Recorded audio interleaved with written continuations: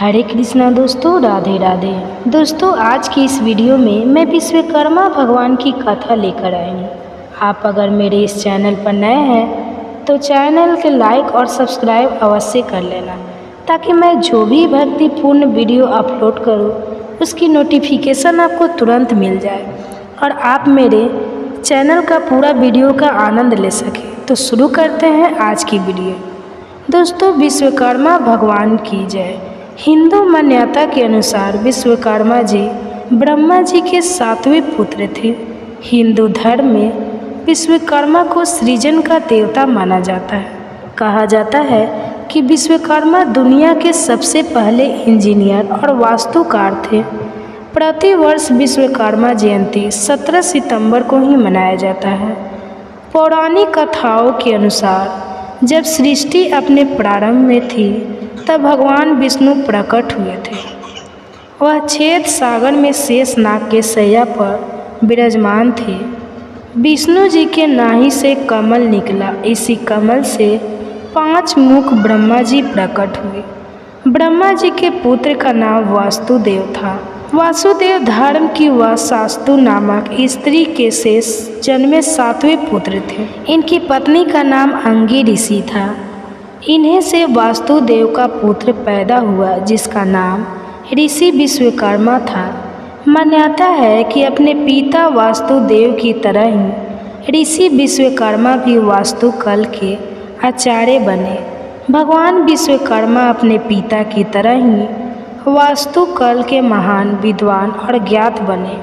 कहा जाता है कि भगवान विश्वकर्मा ने ही विष्णु जी का सुदर्शन चक्र, शिवाजी त्रिशूल, पुष्पक विमान, इंद्र का वज्र, सोने की लंका, द्वापर युग की कृष्णा की द्वारिका और कलयुग के हस्तिनापुर का निर्माण विश्वकर्मा जी ने ही किया था।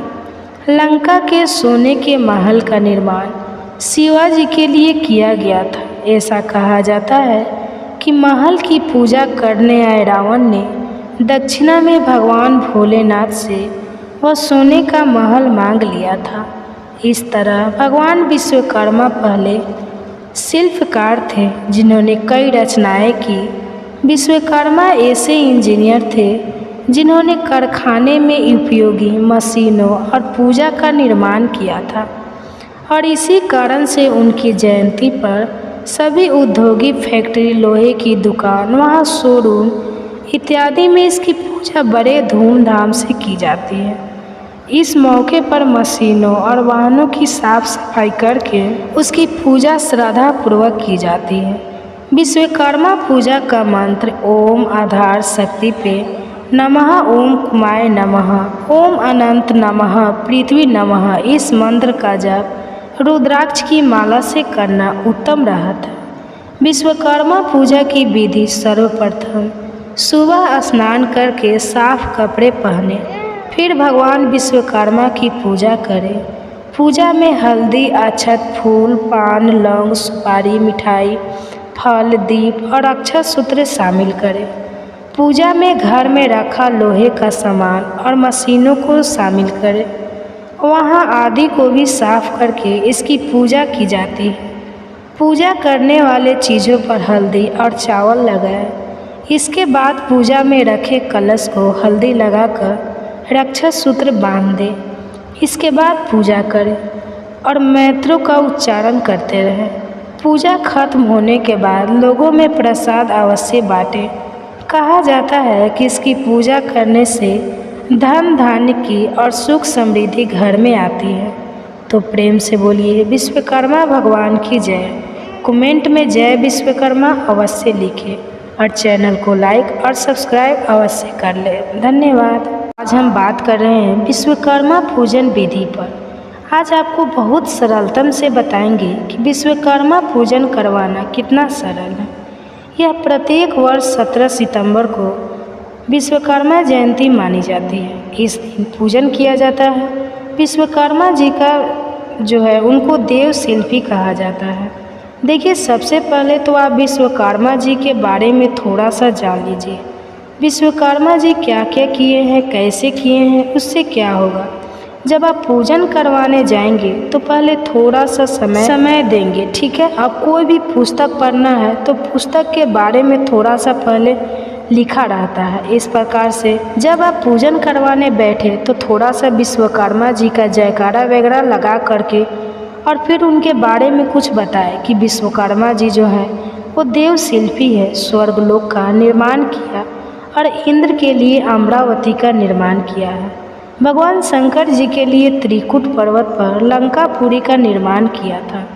इसी प्रकार से हस्तिनापुर में हस्तिनापुर का निर्माण किया पांडवों के लिए, ठीक इस प्रकार से। और द्वारिका में भगवान कृष्णा के लिए द्वारिका महल का निर्माण किया और सुदामा जी के लिए सुदामा जी के जो नगरी है उसका निर्माण किया था।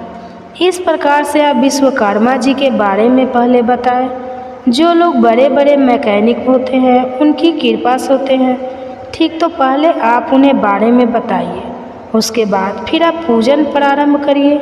जब आप पूजन शुरू करते हैं तो उससे संबंधित एक हमारा वीडियो है, जो हमारा वीडियो है उस साइड में आपको देखेगा, उसको देख लीजिए कि पूजन शुरू करने में यदि आपको समस्या होती है तो कहाँ कहाँ समस्या हो सकती है, उसको कैसे सही कर सकते हैं, ठीक है। तो पूजा आप शुरू करेंगे, सबसे पहले पंचांग देवताओं का पूजन करेंगे। पृथ्वी, गौरी, गणेश, कलश, नवग्रह का पूजन करवाइए। कुछ आचार्य जी लोग सोडा सामुद्रिका भी करवाते हैं, कुछ लोग नहीं करवाते हैं, कोई दिक्कत नहीं। यदि व्यवस्था है तो करवा दीजिए, नहीं है तो मत करवाइए, कोई दिक्कत नहीं। पृथ्वी, गौरी, गणेश, कलश, नवग्रह, दीप इत्यादि का पूजन करवाने के बाद भी फिर भगवान विश्वकर्मा जी का पूजन करवाया जाता है। देखिए, विश्वकर्मा जी की कहानी पर मूर्ति रहती है, कहानी फोटो रहती है, ठीक है। मूर्ति में प्रतिष्ठा करने की आवश्यकता होती है और फोटो में प्रतिष्ठा की विशेष आवश्यकता नहीं होती, केवल आह्वान मंत्र बोल दिया जाता है बस, ठीक है। अब आपको बताऊंगा आह्वान और ध्यान मंत्र विश्वकर्मा जी का। तो विश्वकर्मा जी का पूजन करवाते वक्त सबसे पहले ध्यान रखना है और ध्यान मंत्र में आपको दिखा रहा हूँ, इसको बोलना है। तो चलिए अब हम विश्वकर्मा जी के वैदिक मंत्र पर सबसे पहले चर्चा करते हैं। मैं आपको 3 मंत्र बताऊंगा, जिसमें से एक वैदिक मंत्र है, इसके बाद एक लौकिक मंत्र है, फिर एक लौकिक मंत्र आह्वान का है, ठीक है। इन तीनों को आप अच्छे से तैयार कीजिए। सबसे पहले वैदिक मंत्र ध्यान पूर्वक सुनिए। मैं प्रयास करूंगा एक एक दिन बाद, यानी कि अगले दिन आपको विश्वकर्मा जी का ये जो मंत्र है इसको पढ़ करके समझा करके बताओ, ठीक है। तो चलिए अभी आप ध्यान पूर्वक इसको सुनिए। इस लाइन को आप लोग फिर से ठीक से सुन लीजिएगा। हरि ओम नाम विश्वकर्मा माँ हबीबा बधाने नता, जो मंत्र है आप उसको रिपीट कर सकते हैं। फिर इसके बाद जो मैकेनिक आइटम होते हैं उनकी पूजा होती है। यदि आप मान लीजिए बिजली घर में करवाते हो तो वहाँ ट्रांसफर, कोड इत्यादि बड़े बड़े रहते हैं, पीचक से पल्स इत्यादि रहते हैं, उनका पूजन, उनके पूजन में कोई विशेष मंत्र नहीं बोला जाता। थोड़ा सा कुश या फूल या दुर्वा से जल छिड़क दिया जाता है, हल्दी सिंदूर इत्यादि लगा दीजिए जाता है, धूप बत्ती, बस इतने में पूजन हो जाता है, ठीक है। यदि आप मान लीजिए रेलवे विभाग में पूजन करवाने जाते हैं तो वहाँ भी अंदर बहुत से आइटम हैं, मतलब इंजीनियरिंग वाले रहते हैं, उनका पूजन नहर विभाग में जाते हैं तो वहाँ पर बड़ी बड़ी मशीनें होती हैं। किसी भी कंपनी में जाते हैं तो हम मशीन होती ही होती है, उनके पूजा में विशेष कोई मंत्र नहीं बोला जाता, केवल अक्षत जल छीटा जाता है।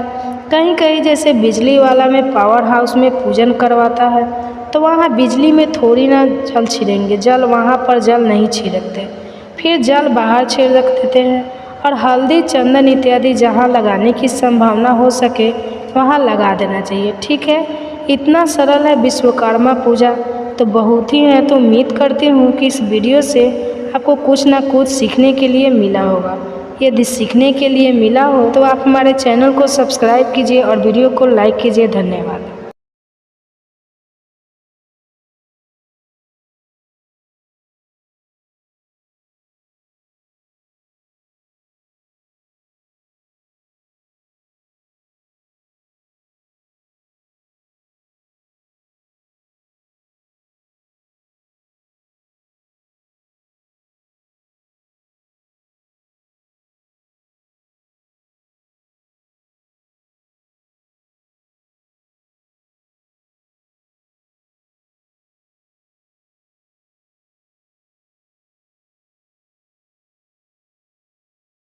है।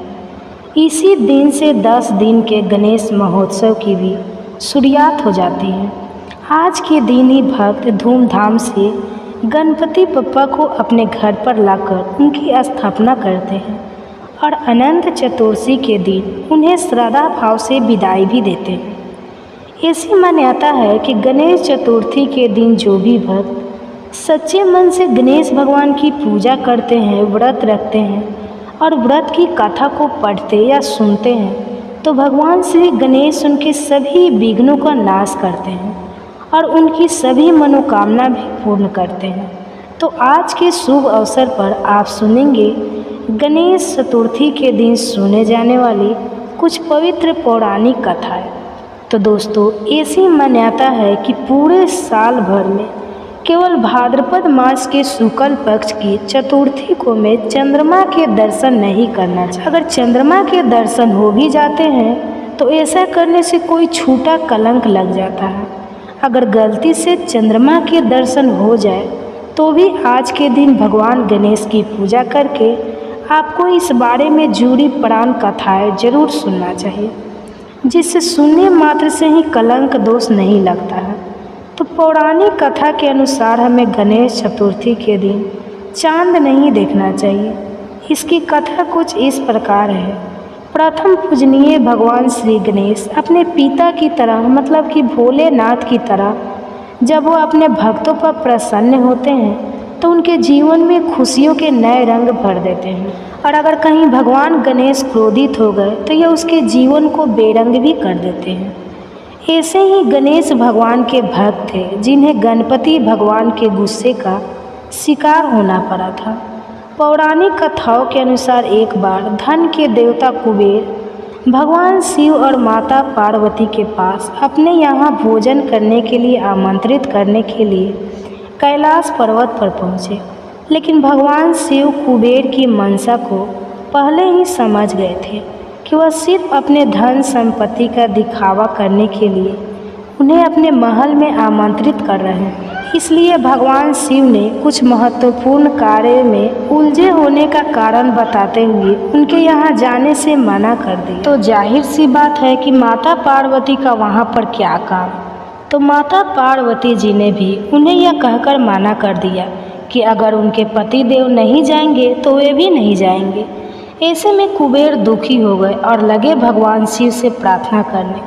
तब भगवान शिव ने मुस्कुरा कर कहा कि कुबेर जी, आप दुखी मत होइए। मेरे पुत्र गणेश जी को भोजन का बहुत शौक है, आप मेरे पुत्र गणेश को ले जाइए। अब कुबेर के महल में महाभोज का आयोजन प्रारंभ हुआ। महाभोज वाले दिन कुबेर ने भगवानों को सोने चांदी के लोभ में भरोसा, तभी देवता पेट भरकर भोजन करने के बाद वहाँ से रवाना हो गए। इसके बाद वहाँ गणेश जी अपने वाहन मूषक के साथ पहुँचे। कुबेर ने गणेश जी को भोजन परोसा और गणेश जी ने खाना खाना शुरू कर दिया। बहुत देर तक गणेश जी खाते ही चले गए। कुबेर का अन्न भोजन भंडार खाली होने लगा, लेकिन गणेश जी का पेट था कि वह भर ही नहीं रहा था। अब इधर कुबेर गणेश जी के लिए जो कुछ भी खाने योग्य था सब कुछ ले आए, यहाँ तक कि गणेश जी कुबेर के महल की चीज़ों को भी खाने लगे, जिसे देखकर कुबेर घबरा गए। तो कुबेर को अपने घमंड का एहसास हुआ और वह भगवान श्री गणेश से माफ़ी मांगने लगे। तब गणेश जी ने उन्हें माफ़ करके सद्बुद्धि प्रदान की। इस प्रकार उन्होंने कुबेर के चोर चोर कर दिया। अब जब भगवान गणेश कुबेर के महल से वापस कैलाश की ओर जा रहे थे तब कुबेर ने उन्हें रास्ते में खाने के लिए कुछ फल और मिठाइयाँ भी दी, जिससे गणेश जी ने अपने वाहन मूषक पर लाद दिया। दरअसल ये मिठाइयाँ और फल गणेश जी अपने बड़े भाई कार्तिकेय जी के लिए लेके जा रहे थे और गणेश जी अपने मशक पर सवार होकर वहाँ से निकल पड़े। रात का अंधेरा था, लेकिन चंद्रमा की रोशनी से कैलाश पर्वत चमक रहा था। तभी गणेश जी ने मशक ने रास्ते में एक सर्प देखा और डर के मारे उछल पड़े, जिसके कारण वह संतुलन को खो बैठे और गणेश जी मशक से नीचे गिर पड़े, जिसके कारण उनकी सारी मिठाइयाँ और फल धरती पर बिखर गए। दूर आसमान से चंद्रमा उगे देख रहे थे। जैसे ही गणेश जी आगे बढ़े और अपनी मिठाइयाँ इकट्ठी करने लगे तो भारी चोट के कारण उनका भी संतुलन बिगड़ने लगा। उन्हें किसी के हंसने की आवाज़ सुनाई दी। जैसे ही गणेश जी ने नज़र दाएं बाएं घुमाए तो उन्हें कोई भी दिखाई नहीं दिया। लेकिन हे प्रिय भक्तों, जैसे ही उन्होंने आकाश की ओर देखा तो उन्होंने चंद्रमा को हंसते हुए देखा। यह देखकर गणेश जी बेहद शर्मिंदा हुए। लेकिन दूसरे ही क्षण उन्हें एहसास हुआ कि चंद्रमा उनकी मदद करने के स्थान पर स्वयं मजाक बना रहे हैं। यह जानते ही गणेश जी एक पल में ही क्रोधित होकर चंद्रमा को चेतावनी देते हुए बोले, ओ घमंडी चंद्रमा, तुम इस प्रकार से मेरी व्यवस्था का मजाक उड़ा रहे हो। तुम्हें शोभा नहीं देता। मेरी मदद करने के बजाय मुझ पर हंस रहे हो।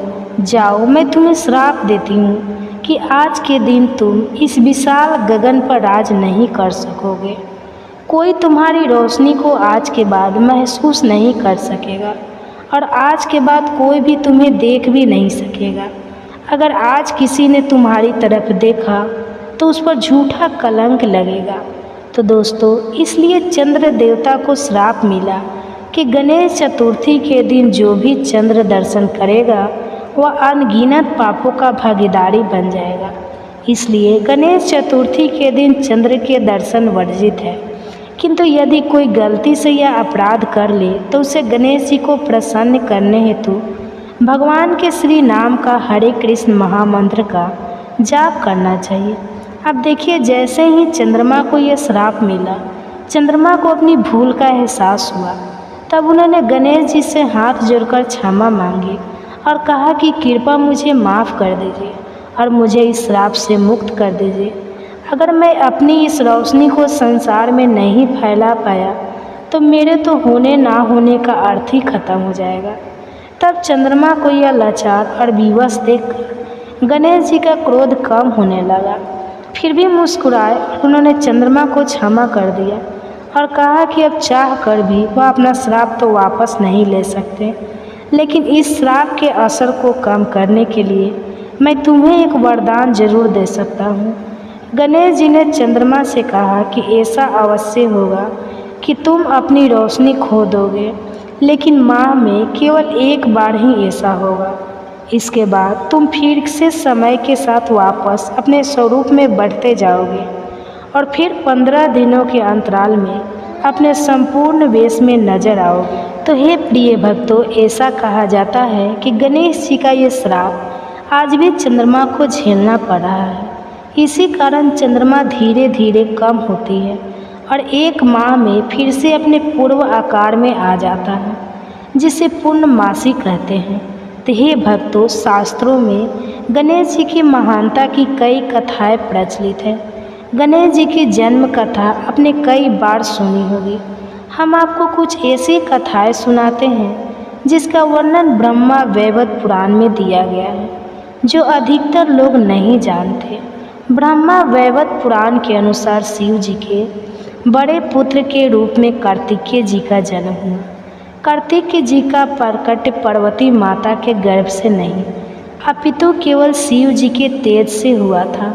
इसलिए कार्तिकेय जी का सुझाव माता पार्वती की तरह ज्यादा न रह के शिव जी की ओर था। इसी कारणवश माता पार्वती ने अपने वात्सल्य भाव को पूर्ण करने हेतु एक सुंदर पुत्र की कामना करते हुए पुण्य व्रत किया।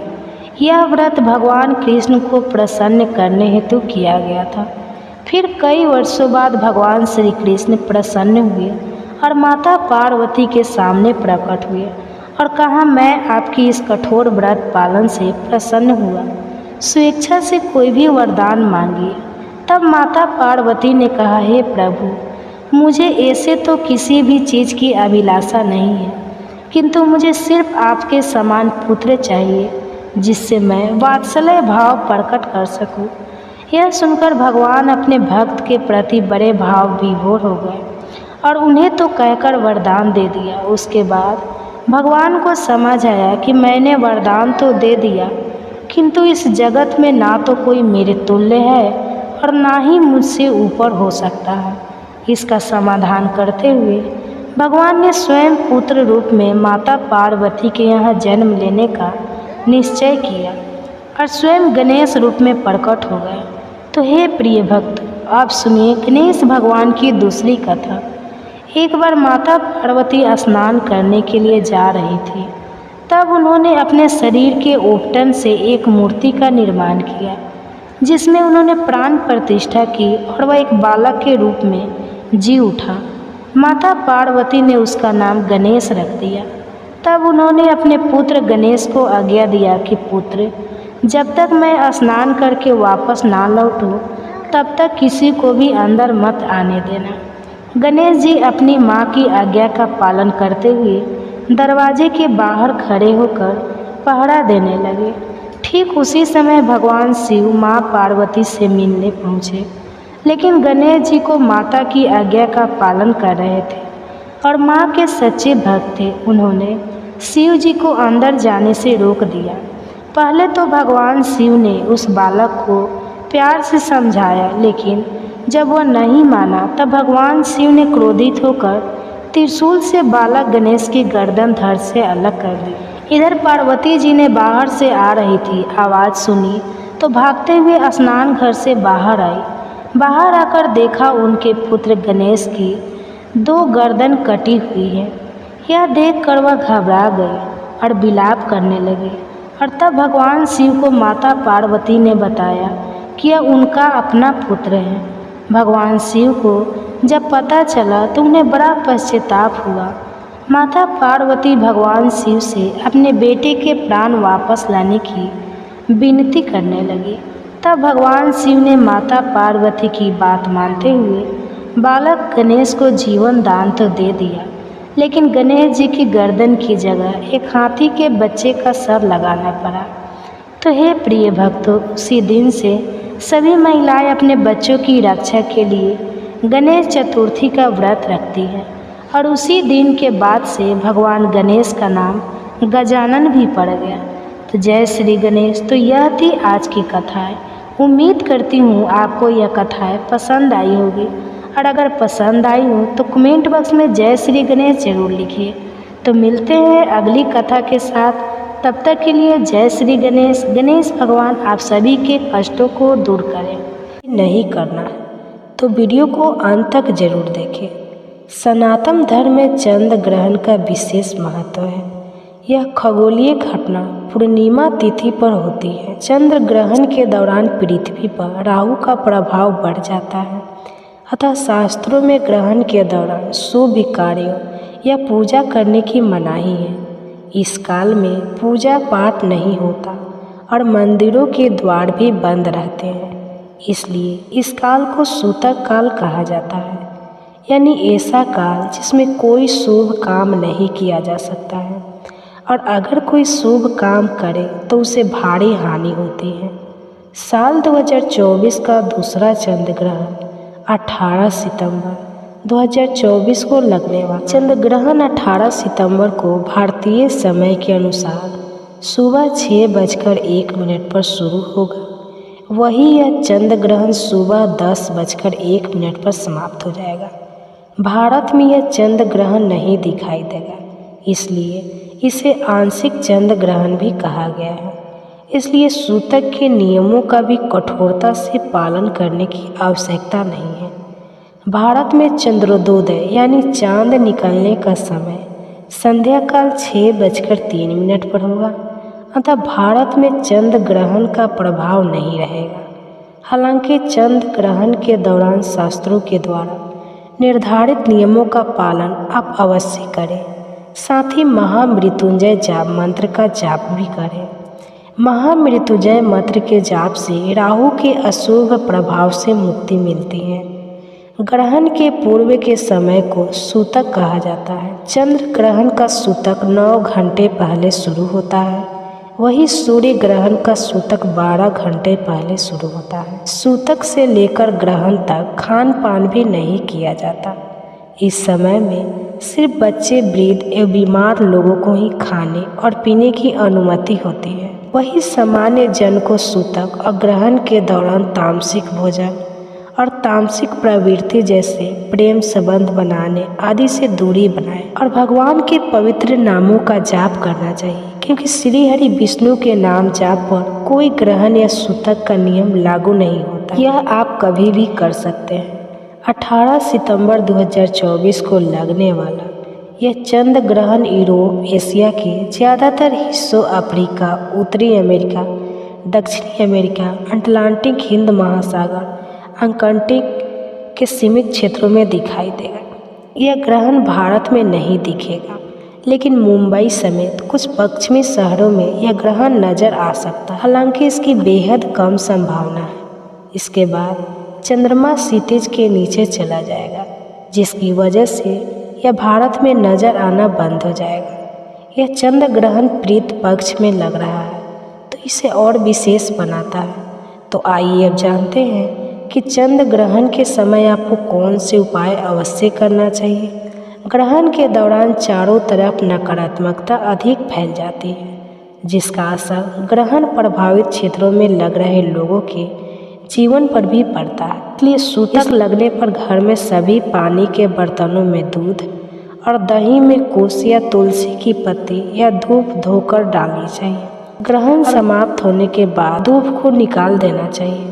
शास्त्रों के अनुसार चंद्र ग्रहण के समय गंगा स्नान, दान आदि करने का बहुत अधिक महत्व होता है। यदि इस दौरान गंगा स्नान करके दान किया जाए तो उस व्यक्ति को विशेष लाभ प्राप्त होता है, जिससे शारीरिक रोग खत्म होने के साथ साथ जीवन में आए सभी दुख दर्द खत्म हो जाते हैं और सभी देवी देवताओं का आशीर्वाद भी प्राप्त हो। ग्रहण के बाद दान ग्रहों के अनुसार किया जाए तो उसका और अधिक फल व्यक्ति को प्राप्त होता है। चंद्र ग्रहण के दौरान गंगा स्नान करने से, मंत्रों का जाप करने से और चंद्र ग्रहण समाप्त होने के बाद चंद्रमा के निमित्त दान करने का अधिक महत्व होता है। ग्रहण के बाद चंद्रमा के निमित्त सफ़ेद वस्त्र, सफ़ेद साफा, सफ़ेद जूते, सफ़ेद रंग की मिठाई, बर्फी, रसगुल्ला, माँ गंगा को सफ़ेद रंग के फूल अर्पित करने से विशेष प्रकार के लाभों की प्राप्ति होगी। इससे मनुष्य की सभी मनोकामनाएं पूर्ण होगी और सभी रोग खत्म हो जाएंगे।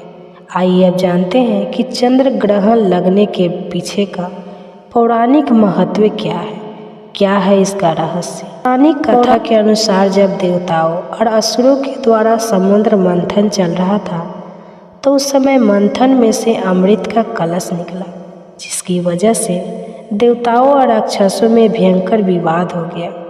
उस विवाद को समाप्त करने के लिए भगवान श्री हरि विष्णु ने मोहिनी नाम की सुंदर स्त्री का रूप धारण किया। सभी को एक एक करके अमृत चखने के लिए आमंत्रित किया।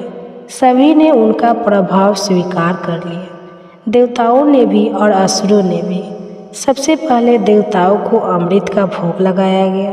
तब स्वर भानु नाम का एक राक्षस था, जिसने देवताओं का रूप धारण किया और देवताओं के बीच में जाकर बैठ गया। फिर उसे पता चल गया था कि विष्णु भगवान राक्षसों के साथ छल कर रहे हैं और राक्षसों को कोई अमृत पीने को नहीं मिलने वाला। अमृत केवल देवताओं को ही मिलेगा।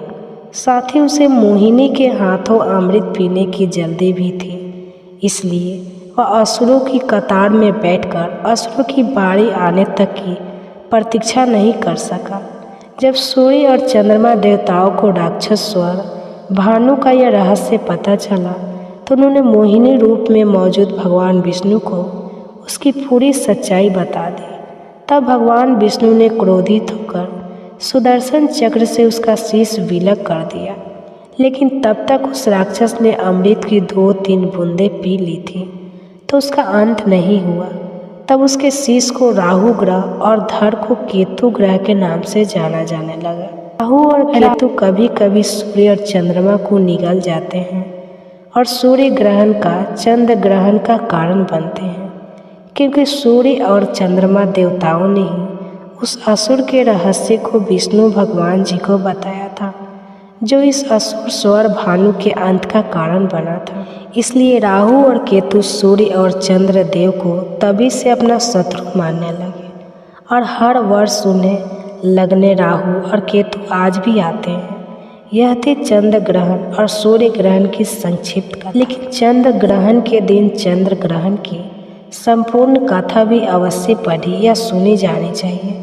चंद्र ग्रहण की संपूर्ण कथा चंद्र ग्रहण के दिन हमारे चैनल पर डाली जाएगी, आप उसे अवश्य सुने। 18 सितंबर का यह चंद्र ग्रहण आंशिक चंद्र ग्रहण इसलिए भी है क्योंकि चंद्र ग्रहण 3 प्रकार के होते हैं। इस पर निर्भर करता है कि सूर्य, पृथ्वी और चंद्रमा एक सिद्ध में किस तरह है। उसी आधार पर आंशिक चंद्र ग्रहण, पूर्ण चंद्र ग्रहण और उपछाया चंद्र ग्रहण होता है। पूर्ण चंद्र ग्रहण तब लगता है जब पूरे चंद्रमा की सतह पर धरती की छाया पड़ती है, जबकि आंशिक चंद्र ग्रहण के दौरान सिर्फ चांद का एक भाग पृथ्वी की छाया में प्रवेश करता है। चंद्रमा के धरती की तरफ वाले हिस्से पर धरती की छाया काली दिखाई देती है, गायब हिस्सा दिखाई देता है। तो ये इस पर निर्भर करता है कि किस प्रकार सूर्य, पृथ्वी और चंद्रमा एक सीधे में है। उपछाया चंद्र ग्रहण के दौरान धरती की छाया का हल्का बाहरी भाग चंद्रमा की सतह पर इस ग्रहण को देखना कुछ मुश्किल होता है। सितंबर में होने वाला फुल हार्वेस्टर मून मार्च 2024 के 4 सुपर मून में से दूसरा है। अगस्त के ब्लू मून के बाद अब यह दोबारा हो। बहुत पहले इसे हार्वेस्ट मून या कृषि चंद्र के नाम से जाना जाता था। जब सूर्य उत्तरी से दक्षिणी गोलार्ध में प्रवेश करता है तो शरद विषुव कहा जाता है। शरद ऋतु की शुरुआत के अलावा यह फसलों के कटाई के समय होता। जब प्राचीन समय में बिजली नहीं थी तो किसान चंद्रमा की रोशनी में फसल काटने के लिए इसी चंद्र पर निर्भर होते थे, इसलिए किसान इसे ऋषि चंद्र कहते हैं। इस समय चंद्रमा धरती के सबसे पास होता है, जिससे यह आकाश में सामान्य की तुलना में बड़ा दिखाई देता है। ऐसी और ज़रूरी जानकारियों और व्रत कथाओं के लिए हमारे चैनल को सब्सक्राइब करें। बुद्धिमान बलराम जी के शौर्य और पराक्रम का भी वृत्तांत सुनाना चाहते हैं, आप उसी का वर्णन कीजिए। व्यास जी बोले, मुनि, बलराम जी इस पृथ्वी को धारण करने वाले साक्षात भगवान शेष है। उनकी महिमा अनंत है, वे अप्रेमेय हैं। उन्होंने जो कार्य किया उसका वर्णन करता ध्यानपूर्वक सुनो। दुर्योधन की पुत्री कुमारी लक्ष्मणा स्वयंवर में जा रही थी। उस समय जामंतवती की पुत्र बीरबल साव ने उसे बलपूर्वक हर लिया। यह देखकर महापराक्रमी कर्ण, दुर्योधन, भीष्म और द्रोण आदि बहुत क्रोधित हुए। उन्होंने सांबर को युद्ध में जीतकर कैद कर लिया। यह सुनकर संपूर्ण यादव ने दुर्योधन आदि पर बहुत क्रोध किया और उनका विनाश करने के लिए बहुत भारी तैयारी कर डाली। तब बलराम जी ने यादव को रोककर कहा कि मैं अकेला ही कौरव के यहाँ जाता हूँ। वे मेरे कहने से स्वयंवर को छोड़ देंगे। इसके बाद बलराम जी हस्तिनापुर में जाकर बाहर के उद्यान में ही ठहर गए, नगर में अंदर नहीं गए। बलराम जी को आया जानकर दुर्योधन आदि कौरवों ने उन्हें गौ और जल भेंट किए। यह सब विधि पूर्वक स्वीकार करके बलराम जी ने कौरवों से कहा, राजा उग्रसेन की आज्ञा है कि तुम सब लोग साप को शीघ्र छोड़ दो। बलदेव जी की यह बात सुनकर भीष्म, द्रोण, कर्ण और दुर्योधन आदि की क्रोध की सीमा नहीं रही। राजा बलि आदि भी कुपित हो उठे। उन्होंने यादव कुल के राज्य के अधिकार से वंचित जानकर बलराम जी से कहा, बलदेव, तुमने एक ऐसी बात कह डाली है। कौन ऐसा यदुवंशी है जो कौरवों की आज्ञा देगा? अगर उग्रसेन भी कौरवों को आज्ञा दे तो तुम्हें राजाओं के योग्य श्वेत छत्र धारण करने से क्या लाभ होगा? इसलिए तुम लौट जाओ। स्वयंवर ने अनन्यपूर्ण कार्य किया है, इसलिए तुम्हारे या उग्रसेन के कहने से हम उसे नहीं छोड़ सकते। हम लोग यदुवंशियों के माननीय हैं। कुकुर और अंधक वंश के लोग सदा आपको प्रणाम किया करते थे। अब वे ऐसा नहीं करते तो ना सही, लेकिन स्वामी को सेवक की ओर से आज्ञा देने की बात कैसी? हमने तुम लोगों को अपने समान आसन और भोजन देकर जो सम्मानित किया, उससे तुम्हारा अहंकार बहुत बढ़ गया है। इसमें तुम्हारा क्या दोष है? हमने ही प्रेम और नीति नहीं देखी। बलराम, हमने तुम्हारे लिए जो यह आग्रह निवेदित किया है, इसमें केवल प्रेम ही कारक है। हमारे कुल की ओर से तुम्हारे कुल को अर्घ देना कदापि उचित नहीं है। ऐसा कहकर कौरव चुप हो गए। उन्होंने श्री कृष्ण के पुत्र को बंधन से मुक्त नहीं किया। इस विषय में उन सब ने एक राय कर ली थी। वे सब के सब बलराम जी को वहीं छोड़कर हस्तिनापुर में चले गए। कौरवों द्वारा किए गए आक्षेप से बलराम जी को बड़ा क्रोध आया। वे घूरते हुए उठकर खड़े हो गए और पैर की एड़ी से उन्होंने जोरदार पृथ्वी पर प्रहार कर दिया। महात्मा बलराम की एड़ी के आघात से पृथ्वी विदीर्ण हो गई। वे अपनी गर्जना से संपूर्ण दिशाओं को गूंजाकर करने लगे। वे आंखें लाल लाल और भय टेढ़ी करके बोले, ओहो, इन सारहीन दुरात्मा कौरवों को अपने राजा होने का इतना मत, इतना अभिमान है। क्या केवल कौरव ही सम्राट पद के अधिकारी है? हम लोगों का प्रभुत्व कुछ ही समय के लिए है। क्या बात है जो यह महाराज उग्रसेन की उलगी आज्ञा की भी नहीं मानते। देवताओं और धर्म के साथ सच्ची पति इंद्र भी उनकी आज्ञा की प्रतीक्षा करते हैं। इंद्र की सुधर्मा सभा में भी इस समय महाराज उग्रसेन ही विराजमान होते हैं। इन कौरवों का राज सिंहासन तो सैकड़ों मनुष्य की जूठन है। इसी पर इनको इतना संतोष है, धिक्कार है इन्हें। आज से उग्रसेन ही समस्त राजाओं के भी राजा बनकर रहे। अब मैं इस पृथ्वी को कौरवों से हीन करके ही द्वारकापुरी को लौटूंगा। कर्ण, दुर्योधन, द्रोण, भीष्म, बलि, दुरासन, भूरे भूरे श्रोण कौरवों को उनके हाथी घोड़े और रथों से सही मार डालूंगा और वीरवर शाम को उनकी पत्नी के साथ द्वारकापुरी में ले जाकर उग्रसेन आदि बंधु बांधवों का दर्शन करूंगा। अथवा देवराज इंद्र की प्रेरणा से हमें शीघ्र ही पृथ्वी का भार उतारना है। इसलिए समस्त कौरवों के साथ उनकी हस्तिनापुर नगर को अभी गंगा में डाले देता हूँ। ऐसा कहकर क्रोध से आंखें लाल किए बलभद्र जी ने अपने हल्का मुख नीचे की ओर किया और 4 दीवारी के जड़ में धंसा कर जोर से खींचा। इससे संपूर्ण हस्तिनापुर सहसा डगमगा आता।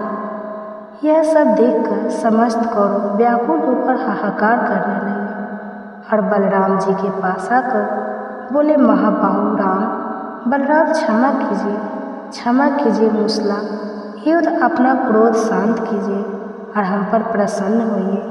बलराम, यह पत्नी सहित शाम आपकी सेवा में समर्पित है।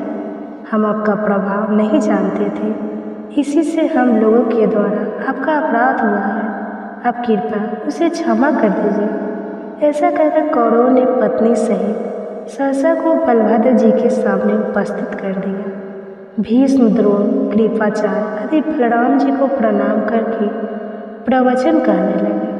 तब बलराम ने, श्रेष्ठ बलराम ने कहा, अच्छा, मैंने क्षमा कर दिया। इस समय भी हस्तिनापुर गंगा की ओर कुछ झुका सा दिखाई देता है और यह बलवान और सूरवीर बलराम जी का ही प्रभाव। इसके बाद कौरवों ने बलराम जी के सहित सांपेड़ का पूजन करके बहुत से उपहार और नववधू के साथ उन्हें द्वारकापुरी भेज दिए। व्यास जी कहते हैं, मुनियों, बलशाली भगवान बलराम जी ने जो और पराक्रम किया था वह भी सुनो। द्विज नाम से प्रसिद्ध एक महापराक्रमी वानर था जो देवद्रोही दैत्य पति नरकासुर का मित्र था। उसने देवताओं से वैर बांध लिया था। वह कहता था कि श्री कृष्ण ने देवताओं के कहने से ही बलराम नरकासुर का वध किया है, इसलिए मैं समस्त देवताओं से इसका बदला लूँगा। इस निश्चय के अनुसार वह यज्ञों का विध्वंस और मृत्यु लोक का विनाश करने लगा। अज्ञान से मोहित होने के कारण उसने साधु पुरुषों की मर्यादा तोड़ डाली और देहधारी जीवों का संहार आरंभ कर दिया। वह चंचल वानर देश, नगर और गांवों में आग लगाने लगा। कहीं कहीं पर्वत गिराकर गांव आदि को कुचल डालता था। पर्वतों को उखाड़कर समुद्र के जल में डाल देता था और खुद भी समुद्र के भीतर घुसकर उसका मंथन आरंभ कर देता था। इससे क्षुब्ध होकर समुद्र अपनी सीमा लाकर आगे बढ़ जाता और तट पर बसे हुए गांव और नगरों को डुबो देता था। वानर द्विविध इच्छा अनुसार विशाल रूप धारण करके खेतों में लौटता घूमता और खेतों को कुचल कर नष्ट कर डालता था। उस दुरात्मा ने संपूर्ण जगत के विरुद्ध कार्य आरंभ कर दिया था। कहीं कोई स्वाध्याय और विषक का नाम लेने वाला ही नहीं था। अब संसार अत्यंत दुखी हो गया। एक दिन रैवत पर्वत के उद्यान में बलभद्र जी तथा महाभागा रेवती विहार कर रहे थे। उनके साथ और भी सुंदर स्त्रियां थीं। बलभद्र जी रमणियों के बीच में विराजमान थे और वह उनके यशु का गान कर रहे थे। उसी समय द्वैत भी वहां आ गया और उनके सामने खड़ा होकर उन्हीं की नकल करने लगा। वह दुष्ट वानर उन युवतियों की ओर देखकर जोर जोर से हंसने लगा। यह देखकर बलभद्र जी ने क्रोधित होकर उसे डांटा, लेकिन उनके डांटने की परवाह न करके वह किलकारी मारने लगा। तब बलराम जी ने उठकर बड़े क्रोध से के साथ अपना मसूल हाथ में लिया और उधर उस वानर ने भी एक भयंकर शिलाखंड उठा लिया। उसे बलभद्र जी पर चलाया, लेकिन उन्होंने मसूल से मारकर उस शिला के सहस्त्र टुकड़े कर दिए। द्विविद ने बलराम जी के मसूल का वार बचाकर उनकी छाती में बड़ी तेजी से और क्रोध के साथ घूंसा मारा। यह देखकर बलराम जी ने भी क्रोध में भरकर मुक्के से उसके मस्तक पर प्रहार कर दिया। इससे वह रक्त उगलता हुआ निर्जीव होकर धरती पर गिर पड़ा। गिरते समय उसके शरीर के आघात से उस पर्वत शिखर के सैकड़ों टुकड़े हो गए, मानो उस पर ब्रज गिर गया हो। उस समय देवता बलराम जी के ऊपर पुष्पों की वर्षा और उनकी भूरी भूरी प्रशंसा करने लगे और बोले, वीर, आपने यह बहुत बड़ा और अच्छा कार्य किया। यह दुष्ट वानर दैत्य पक्ष का सहायक था और इसने संपूर्ण जगत के संकट में डाल रखा था। सौभाग्य की बात है कि आज ये मारा गया। इस प्रकार इस पृथ्वी को धारण करने वाले परम बुद्धिमान बलराम जी के अनेक अद्भुत पराक्रम हैं, जिनकी कोई गणना ही नहीं हो सकती। इस तरह जगत का उपकार करने के लिए बलराम जी सहित भगवान श्री कृष्ण ने दैत्यों और दुष्ट राजाओं का वध किया। फिर अर्जुन के साथ मिलकर भगवान ने अनेक अक्षोभ्याया इस प्रकार संपूर्ण दृष्ट राजाओं का श्रृंगार करके भार उतारने के बाद उन्होंने ब्राह्मणों के शाप को निमित्त बनाकर अपनी कुल का भी श्रृंगार कर डाला। अंत में स्वयंवर श्री कृष्ण द्वारकापुरी छोड़कर अपने अंशभूत बलराम आदि के साथ पुनः अपने आश्रयभूत परम धाम को चले गए। मुनियों ने पूछा, हे ब्राह्मण भगवान ने ब्राह्मणों के शाप को निमित्त बनाकर किस प्रकार अपने ही कुल का श्रृंगार किया? कृपया इस बारे में भी बताइए। व्यास जी बोले, एक समय की बात है, पिंडारिक नाम के महातीर्थ में विश्वामित्र, कनव तथा महामुनि नारद पधारे थे। वहाँ यदुकुल के कुमारों ने उनका दर्शन किया। वे सभी कुमार यौवन के मध्य से उन्मत्त थे, इसलिए भावी की प्रेरणा से उन्होंने जामंतवती कुमार सब को स्त्री के वेश में विभूषित किया और उनके मुनियों को प्रणाम करके विनीत भाव से पूछा, महर्षि, यह स्त्री पुत्र की इच्छा रखती है, बता यह अपने पेट से क्या जानेंगे? वे महर्षि दिव्य ज्ञान से संपन्न थे, फिर भी यदु कुमार ने उनके साथ छल किया। यह देखकर उत्तम व्रत का पालन करने वाले उन महर्षियों ने यादवों के नाश के लिए शाप देते हुए कहा, यह स्त्री एक मौसम पैदा करेगी जिससे संपूर्ण यदुकुल का श्रृंगार हो जाएगा। उनके ऐसा कहने पर यदु कुमारों ने पुरी में आकर राजा उग्रसेन को संभाल के सुना। स्वयंवर के पेट से मसूल पैदा हुआ। उग्रसेन ने उस मसूल के लोहे को कुटवाकर चूर्ण बनवा दिया और उसे समुद्र में फेंक दिया। वह चूर्ण एरका नाम की घास के रूप में उत्पन्न हो गया। मसूल का जो लोहा था उसे चूर्ण कर देने पर भी उसका एक टुकड़ा बचा ही रह गया। उसे यादवगण किसी प्रकार भी चूर्ण नहीं कर सके। उसकी आकृति तोमर के समान थी। वह टुकड़ा भी समुद्र में फेंक दिया गया था, लेकिन एक मतल ने उसे निगल लिया।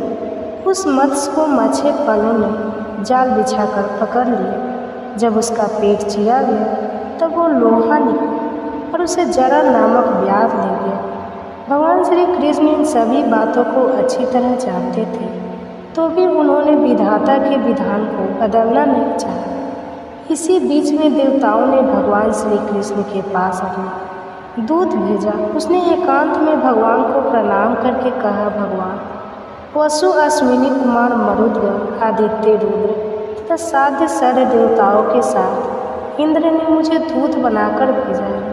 प्रभु, देवगण आपसे जो निवेदन करना चाहते हैं वह इस प्रकार है। सुनिए, देवताओं की प्रार्थना करने पर आपने जो इस पृथ्वी का भार उतारने के लिए अवतार लिया था, उससे 100 वर्ष से भी अधिक दुराचारी दैत्य मारे गए, पृथ्वी का भार उतर गया। अब देवता आपसे सनातन में निवास करें। जगन्नाथ, अगर आपको स्वीकार हो तो आप अपने परम धाम को पधारिए। श्री भगवान बोले, दूत, तुम जो कुछ कहते हो वह सब मैं जानता हूँ, इसलिए मैंने यादव के श्रृंगार का कार्य आरंभ कर दिया। यदुवंशियों का श्रृंगार ना हो तो यह पृथ्वी पर बहुत बड़ा भार रह जाएगा, इसलिए मैं 7 रात के भीतर जल्दी ही इस भार को भी उतार डालूंगा।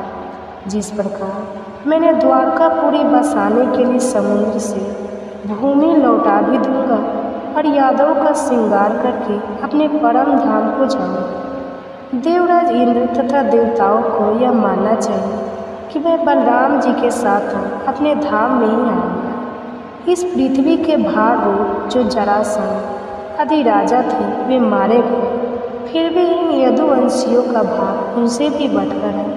इसलिए पृथ्वी के इस महाभार को उतार कर मैं देवलोक की रक्षा के लिए अपने धाम में जाऊंगा। भगवान वासुदेव के ऐसा कहने पर देवदूत उन्हें प्रणाम करके दिव्य गति से देवराज के पास चला गया। इधर द्वारकापुरी में दिन रात विनाश के सूचक दिव्य भूमि और अंतरिक्ष संबंधी उत्पाद होने लगे। उन्हें देखकर भगवान ने यादव से कहा, देखो, यह अत्यंत भयंकर महान उत्पात हो रहे हैं। इनकी शांति के लिए हम सब लोग शीघ्र ही प्रभास क्षेत्र में चलेंगे। उस समय महान भगवत भक्त उद्धवन जी ने श्री कृष्ण को प्रणाम करके कहा, भगवान, अब मुझे क्या करना चाहिए, इसके लिए आज्ञा दे प्रभु। मैं समझता हूँ आप इस समस्त यादव कुल का श्रृंगार करना चाहते हैं, क्योंकि मुझे ऐसे निमित्त दिखाई देते हैं जो इस कुल के विनाश की सूचना देने वाले हैं। श्री भगवान बोले, अद्भुत, तुम मेरी कृपा से प्राप्त हुई दिव्य गति के द्वारा गंधमादन पर्वत पर परम पवित्र बद्रिकाश्रम तीर्थ में चलेगा। वहाँ की भूमि बड़ी पवित्र है। उस तीर्थ में मेरा चिंतन करते हुए निवास करो, फिर मेरी कृपा से तुम्हें उत्तम सिद्धि प्राप्त होगी। मैं इस कुल का श्रृंगार करके अपने धाम को जाऊँ। उन्होंने भी उनका वध करने के लिए मुट्ठी भर एरका उखाड़ ली, और उसके बाद जो कुछ भी हुआ उसका वृत्तांत आप सभी अगले अध्याय में सुनिए। उम्मीद है यह कथा आपको पसंद आई होगी। वीडियो अच्छी लगी हो तो प्लीज़ आज इस वीडियो को शेयर जरूर करिए और लाइक कीजिए। हरे कृष्णा दोस्तों, राधे राधे। जीवन की सारी दौड़ केवल अतिरिक्त के लिए है। अतिरिक्त पैसा, अतिरिक्त पहचान, अतिरिक्त समृद्धि, अतिरिक्त प्रतिष्ठा। अगर यह अतिरिक्त पाने की लालसा ना हो तो जीवन एकदम सरल है। तो हरे कृष्णा, इसी सुविचार के साथ आप सभी का दिन शुभ और मंगलमय हो। इससे पहले की कथा सुनने के लिए और कमेंट्स करने के लिए आप सभी का बहुत बहुत आभार। आप सुनिए आज की कथा। व्यास जी कहते हैं, नारकासुर के सेवकों ने जो हाथी, घोड़े, धान, रत्न और स्त्रियों को द्वारिका में पहुंचाया था वह सब श्री कृष्ण ने ले लिया। शुभ मुहूर्त आने पर जनार्दन ने नरकासुर के महल से लाई हुई समस्त कन्याओं के साथ विवाह किया। एक ही समय में श्री कृष्ण ने अनेकों रूप धारण करके उन सबका स्वधर्म के अनुसार विधि पूर्वक पानी ग्रहण किया। 1600 स्त्रियां थी, इसलिए भगवान मधुसूदन ने भी उतने ही रूप धारण कर लिए थे। प्रत्येक कन्या यह समझती थी कि भगवान श्री कृष्ण ने केवल मेरे साथ ही विवाह किया है। जगत की सृष्टि करने वाले विश्व रूपधारी श्री कृष्ण रात के समय उन सभी स्त्रियों के महलों में निवास किया करते थे। श्री कृष्ण के रुक्मिणी के गर्भ से उत्पन्न हुए प्रद्युम्न आदि पुत्रों की चर्चा तो आपने पहले ही सुन ली है। सत्यभामा ने भानु आदि पुत्रों को जन्म दिया। जामवंती से सबात का जन्म हुआ। नागनजीति से अर्थात सत्या से भद्र, विद आदि और शैव अर्थात मित्रविंदा से संग्राम, जीत आदि पुत्र उत्पन्न हुए। माद्री के गर्भ से विक्रय आदि का जन्म हुआ। लक्ष्मण ने तवान आदि पुत्र प्राप्त किए। कालिंदी से शत्रु आदि पुत्रों की उत्पत्ति हुई।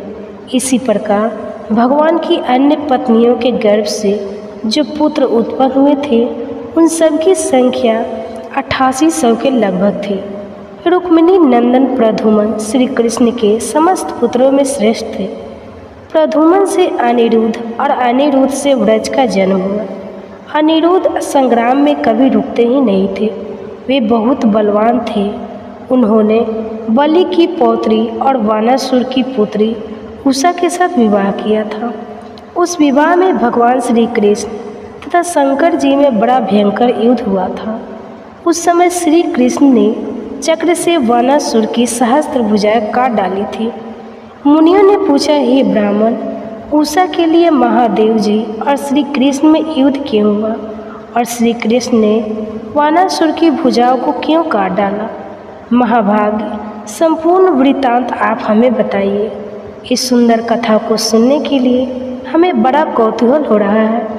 व्यास जी कहने लगे, ब्राह्मणों, वानासुर की पुत्री उषा को स्वप्न में किसी पुरुष ने आलिंगन किया। उषा का भी स्वप्न में ही उसके प्रति अनुराग हो गया। इतने में ही उषा की नींद खुल गई। जागने पर उस पुरुष को ना देखने के कारण उषा बोल उठी, प्यारे, तुम कहाँ चले गए? उस समय उससे लज्जा का भी ध्यान नहीं रहा। वानासुर के मंत्री कुभांड की एक कन्या थी जिसका नाम चित्रलेखा था। वह उषा की सखी थी। उसने पूछा, राजकुमारी, तुम किसे पुकार रही हो? यह सुनकर वह लज्जा से मुंह से एक शब्द भी नहीं बोल सकी। तब चित्रलेखा ने उसे बहुत विश्वास दिलाया और सारी बातें उसके मुख से निकलवा ली। चित्रलेखा को जब सारी बातें मालूम हो गई तब उषा ने उससे कहा कि पार्वती देवी ने मुझे इसी प्रकार पति की प्राप्ति होने का वरदान दिया है, इसलिए तुम उस पुरुष को प्राप्त करने के लिए जो भी उपाय हो सके उसे करो। तब चित्रलेखा ने एक पट पर प्रधान देवताओं, दैत्यों, गंधर्व और मनुष्यों का चित्र लिखकर उषा को दिखाया। गंधर्व, नागों, देवताओं और दैत्यों को छोड़कर मनुष्य की ओर दृष्टि दी। उनमें भी अंधक और बिशप वंश के लोगों पर विशेष ध्यान दिया था। कृष्ण और बलराम जी के चित्रों को देखकर वह सुंदरी कुछ लज्जित हो गई और प्रद्युम्न को देखने पर उसने लज्जा से आंखें फेर ली। लेकिन अनिरुद्ध पर दृष्टि पड़ते ही न जाने उसकी लज्जा कहाँ चली गई। वह अचानक बोल उठी, यही है मेरे प्रीतम उषा। उषा के ऐसा कहने पर योगगामिनी चित्रलेखा उसे सांत्वना देकर द्वारकापुरी को गई। एक बार बानासुर ने भगवान शंकर को प्रणाम करके कहा था, देव, युद्ध के बिना इन 1000 भुजाओं से मुझे बड़ा दुख हो रहा है। क्या कभी ऐसे युद्ध का अवसर आएगा जबकि यह मेरी भुजाएं सफल हो सकेगी? अगर युद्ध ना हो तो इन भुजाओं से भला मुझे क्या लाभ? फिर तो यह मेरे लिए भार स्वरूप ही सिद्ध होगी। यह सुनकर महादेव जी ने कहा कि जिस समय तुम्हारे मयूर चिन्ह वाली ध्वजा टूट जाएगी उस समय तुम्हें वैसा युद्ध प्राप्त हो। इससे वानासुर को बड़ी प्रसन्नता हुई। वह भगवान शिव को प्रणाम करके चला आया। कुछ समय के बाद उसकी मयूर ध्वजा टूटकर गिर गई। यह देखकर वह बड़ा प्रसन्न हुआ। ठीक उसी समय चित्रलेखा अपनी योग विद्या के बल से अनिरुद्ध के वानासुर के भवन में ले आई। अनिरुद्ध कन्या के अंतःपुर में उषा के साथ विवाह करने लगे। यह बात अंतःपुर के राक्षसों को पता चल गई थी। उन्होंने दैत्यराज से सब हाल कह सुनाया।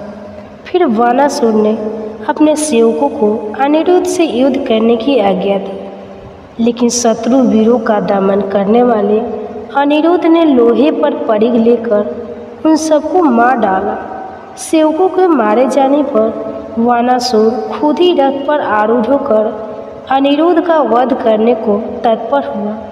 अपनी शक्ति भर युद्ध करने पर भी जब उसे वीरबल अनिरुद्ध जी ने परास्त कर दिया, तब वह मंत्री की प्रेरणा से माया द्वारा युद्ध करने लगा। इस प्रकार उसने यदुनंदन अनिरुद्ध को नागपाश से बांध लिया। उधर द्वारिका में अनिरुद्ध की खोज हो रही थी। समस्त यदुवंशी आपस में कह रहे थे कि अनिरुद्ध सहसा कहाँ चले गए। उसी समय देवर्षि नारद जी द्वारका में पहुँच गए और उन्होंने बताया कि अनिरुद्ध को वानासुर ने सैनिकपुर में बांध रखा है। उन्हें योग विद्या में चतुर युवती चित्रलेखा अपने साथ ले गई थी। यदुवंशियों को इस बात पर विश्वास हो गया। फिर तो भगवान श्री कृष्ण ने गरुड़ का आलिंगन किया और वे स्मरण करते ही वहां आ पहुँचे। भगवान श्री कृष्ण बलराम के साथ भगवान के सब अपनी माया के नगर में गए। सब लोग नगरपुरी में प्रवेश करते समय जो महाबली प्रेमों के साथ उनका युद्ध हुआ, वे उनकी माया से उन सबका श्रृंगार करके भगवान श्री वानासुर के भवन के निकट गए की विषय। इसके बाद यह श्लोक महाभारत के मस्तक वाले महेश्वर राष्ट्र से कहते वानासुर की रक्षा के लिए कृष्ण ने सारंग धीरन श्री कृष्ण के साथ युद्ध किया। सुनाएंगे उसके फेंके हुए भस्म के संपर्क से भी आप श्री कृष्ण का शरीर एकादशी कथा में सरला छू जाने पर बलदेव जी ने भी शिथिल होकर अपने नेत्र मूंद लिया है। इस प्रकार श्री कृष्ण के साथ युद्ध करते हुए ऐसे व्यक्ति से जुड़ी सक्रिय वैष्णव जिसने आक्रमण कर भगवान श्री हरि को भगवान के शरीर से और स्वयं भगवान को उस समय भगवान नारायण की पूजाओं के आज्ञा ना बुझाते हुए महेश्वर जो चलते युधिष्ठिर महाराज के व्याकुल हो उठा। इस समय देख पितामह ब्रह्मा जी ने आकर कृष्ण पधारे हुए इसे क्षमा के संग का लाभ लेते हुए बोले, अच्छा युधिष्ठिर महाराज कुछ महत्वपूर्ण प्रश्न वैष्णव जोर को युधिष्ठिर महाराज ने पूछा। हे महेश्वर जोर ने भाद्रपद के शुक्ल जो मनुष्य आपके साथ मेरे युद्ध का स्मरण करने इसका महात्म्य वे जोरहीन हो जाए। इस दिन कौन से विग्रह की पूजा करने चला गया। भगवान श्री कृष्ण ने उत्तर देते हुए कहा कि हे राजा अग्नियों को भाद्रपद के शुक्ल नष्ट कर डाला। आने वाले एकादशी को वामन एकादशी कर दिया। परसों एकादशी बलि परिवर्तनी एकादशी के नाम से जाना जाता है। यह विशेष एकादशी युद्ध करने अत्यंत पुण्य प्रदान करने वाली कार्तिक के भौतिक बंधन से मुक्त करने वाली श्री कृष्ण के कारण शंकर जी इसे जयंती एकादशी के नाम से भी जाना जाता है। यह एकादशी इतनी पवित्र शस्त्रों की मार से मात्र श्रवण करने मात्र से व्यक्ति पूर्व जन्मों उस महायुद्ध को होते देखकर जताओं ने समझा और जो व्यक्ति समस्त संसार परिवर्तनी एकादशी का काल आ गया व्रत का पालन भगवान श्री शंकर ने जन्म बना पुण्य के फल प्राप्त होता। शंकर जी को समस्त कर दिया। इस भौतिक संसार से जन्म भाई लेने कामना रखने वाले देखकर प्रत्येक व्यक्ति को इस परिवर्तनी एकादशी व्रत का पालन अवश्य करना चाहिए।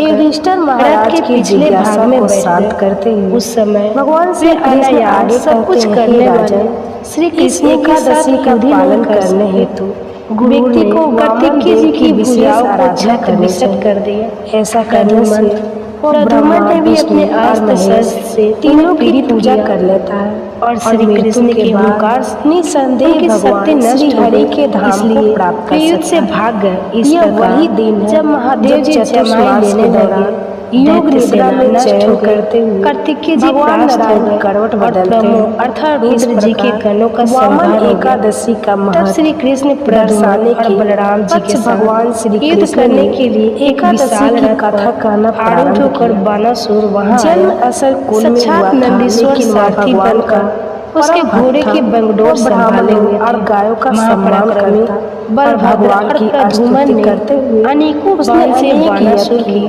सेना को दान पुण्य कर्मों से सेना वीर धर्म से के माध्यम से एक रणभूमि से उसने देवराज इंद्र को युद्ध में पराजित कर उसकी सेना को स्वर्गलोक बलराम जी हल से खींचकर मसूल से मार रहे हैं।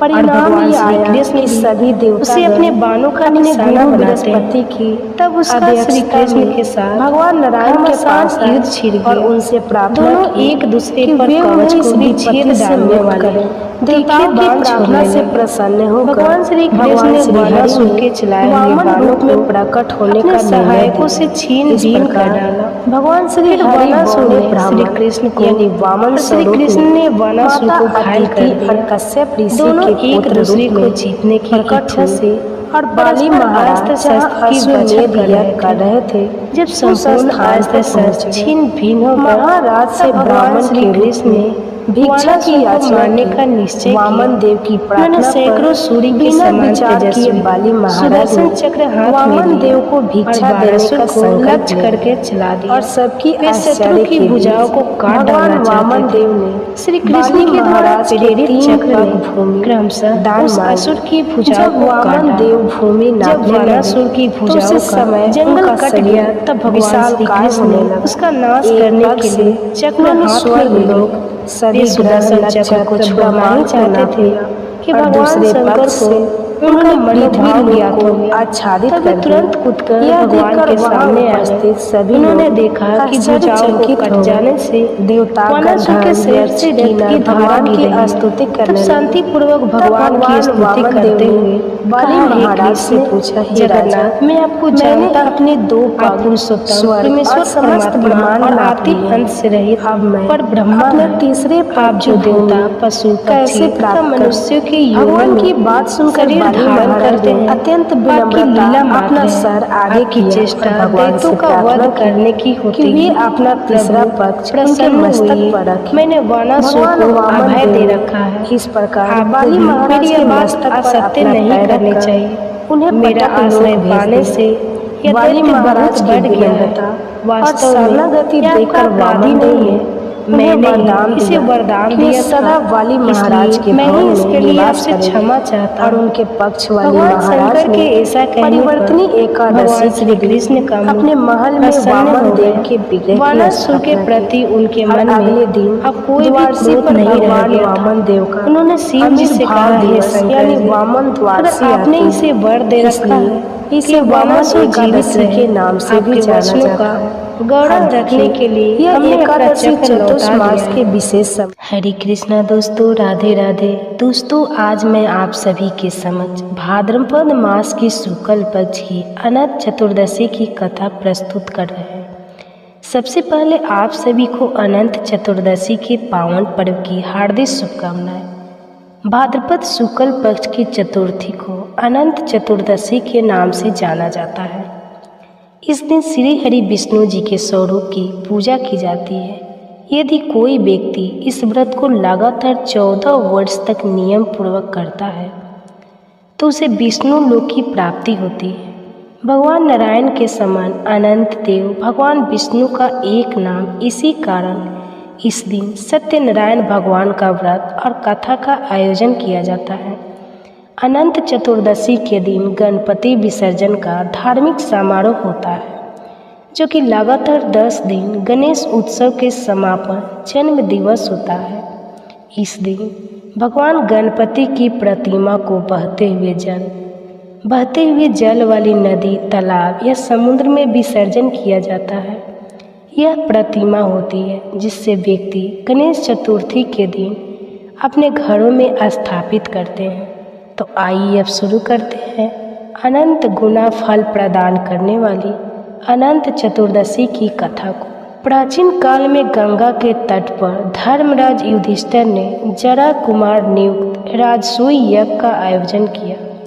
राजसूय यज्ञ करने के लिए युधिष्ठिर तथा अन्य पांडवों ने एक ऐसे यज्ञ मंडप का निर्माण करवाया जो बहुत ही सुंदर होने के साथ साथ अद्भुत था। वह इतना मनोरम था कि जल थल की भिन्नता प्रति नहीं हो रही थी, स्थल थल में जल की भांति हो रही थी। सरल शब्दों में